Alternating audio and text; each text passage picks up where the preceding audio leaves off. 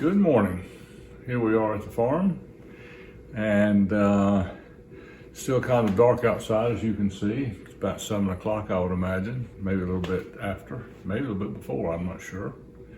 But it's pretty chilly outside, right around freezing, and on the Fahrenheit scale, around 32, something like that. And it's the first time we've been out here for a long time to spend the night. And we're in the great room, an addition really, that has a heater in it. And I got up about 10 minutes ago, and went into the kitchen, original room, and started a fire in the stove. And I have to go in there in a minute and dampen it a little bit so it doesn't get so hot or burn so much wood. And it'll start getting the surface of the stove really nice and warm, and we're going to cook our breakfast there. I have some water out there now so we can make coffee, tea, and thereafter we're going to heat some bread up, and we're going to cook some grits and cook some eggs and some bacon.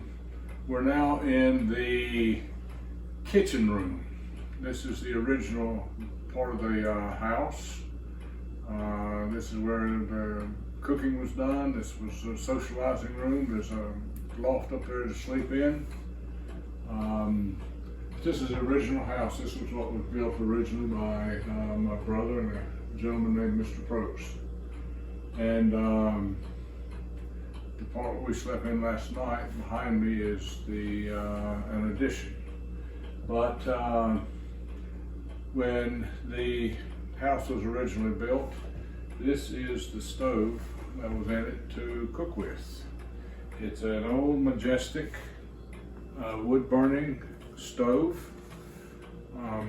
You load the wood, some kindling, and then put the wood in here and get it going. You have to keep the lid on to maintain your draft.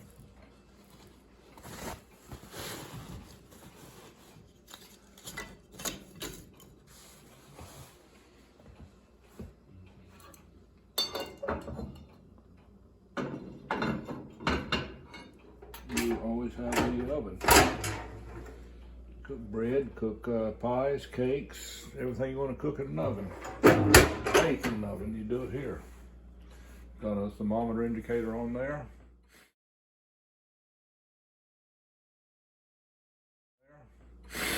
It just takes a little bit of practice, because you're not just turning it on to a predetermined level using gas or electricity. But back in the day, this is what they used, and it worked pretty well. A lot of frying, a lot of carbohydrates, a lot of stuff that was produced to keep people going on the farm. Majestic stove, it's from around the beginning of the 1900s, is firing up nicely. Started a fire, put the wood in there, put some kindling in first, a few pieces of paper. The kindling was dry, the firewood is dry, so it's getting going nicely. After you get the fire going, you leave the damper open for a minute. The damper is, of course, what controls the amount of oxygen the fire is getting. And after you get it going really good, you damp it down. This is the damper right here. It's all the way open. You can feel the air going in, but you damp it down like this, so you close the amount of air that's going in. And that allows the fire to burn a little bit slower, but it gets hotter. And you can probably would take around half an hour to get it really going hot, so that you're boil your water, make your coffee. But you see it's just going nicely, and we will get things going pretty short order. For emptying that's the ash pan.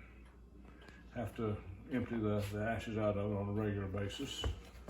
Well, you can't open it now because you get ashes falling on the fire.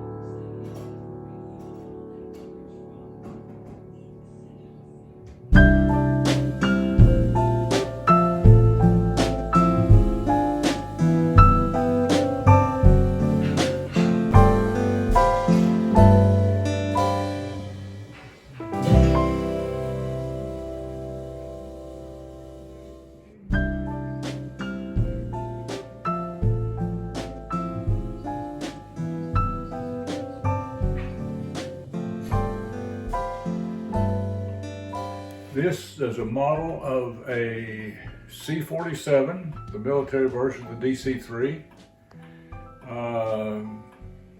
General at that time, later on President Dwight Eisenhower, said that's one of the 5 things that most assisted the Allies in defeating the Axis powers during the Second World War.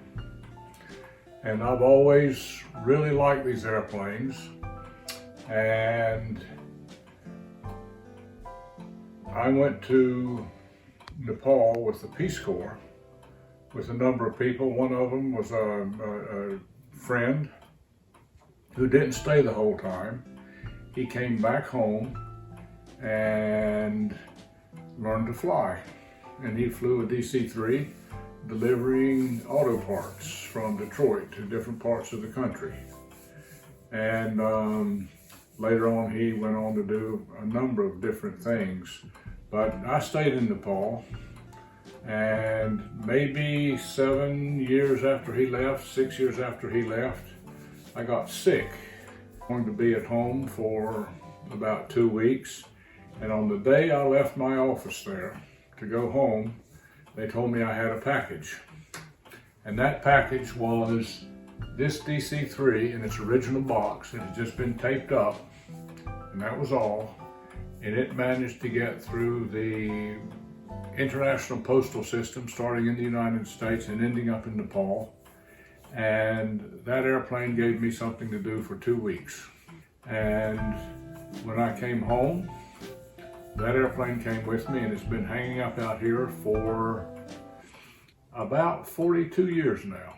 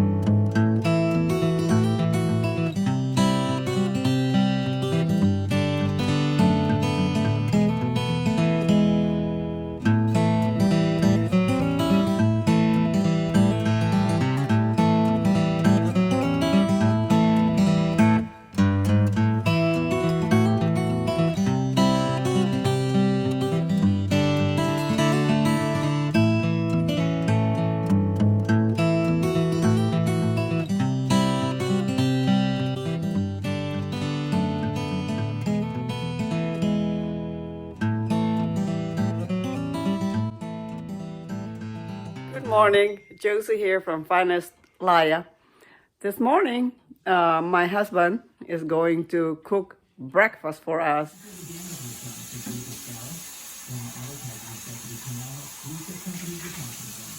Josie shared, and what we're going to have is a very southern breakfast, very nutritious, very filling. If you don't do much, it's not very healthy. But what we're going to have is some toast. We're going to have some grits. Grits basically is cornmeal that is cooked until it's like a mush, and it's a very nice complement to breakfast. It's sort of in place of bacon, as it were, in place of rice. We're also going to have eggs, and we're going to have bacon. I'm just putting the bacon on right now so that we will have something to cook the eggs in. And this is not a pig that we killed, but it's a pig that has donated to the cause here. I'm putting the strips of bacon into the frying pan. You can hear it sizzle, pop, crackle. This is very thick cut bacon, and you have to kind of work it initially, it'll burn to the pan, so that's what I'm going to be doing. Smells very nice already.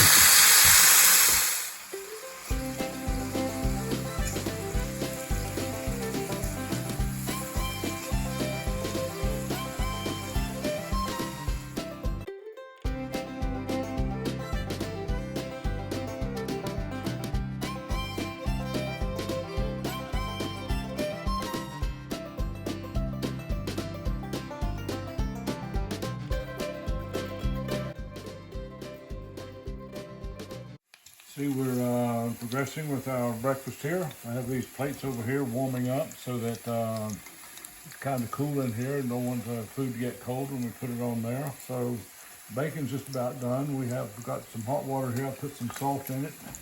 Be putting the grits in it in just a moment. And it's very good for grits because it's not that hot, and it will cook over about 10 minutes.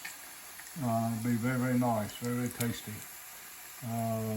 And as soon as I take the bacon out, I'll put that on another plate over here so it stays hot, and I'll cook the eggs.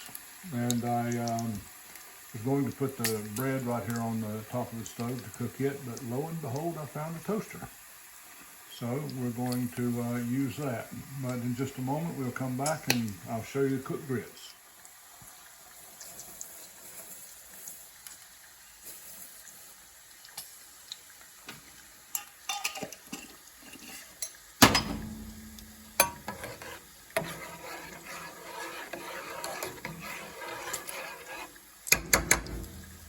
Can you tell me about this grit? What you want to do is cook the grits over a medium heat for a little bit of time so that the corn kernels, if it's hominy kernels, they cook very quickly. It's almost like parboiled rice. It cooks quickly. And this is corn. If it's hominy, it cooks quickly. If it's not hominy, it cooks. It's very nice. It's very tasty, but it takes a little bit longer to cook it. And you always do want to cook it. Get it each of the small grains cooked through and through, because if you don't, it can loosen up your system.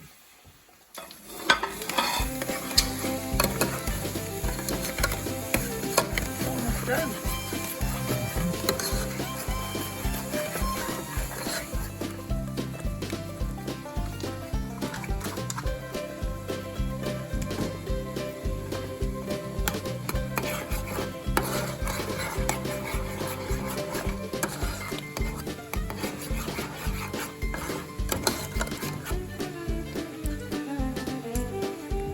I'm not going to put any salt on them because there's a lot of salt in the grits.